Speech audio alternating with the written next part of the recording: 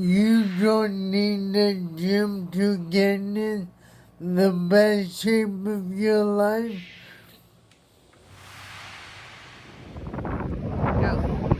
And we're out here enjoying life while staying fit and ready to climb digging.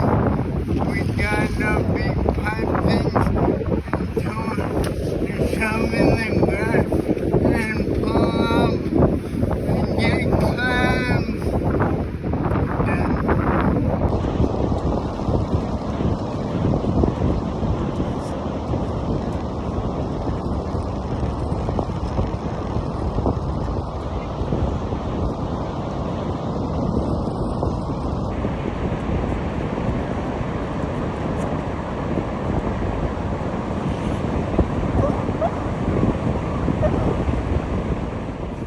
Razor clam digging is hard work.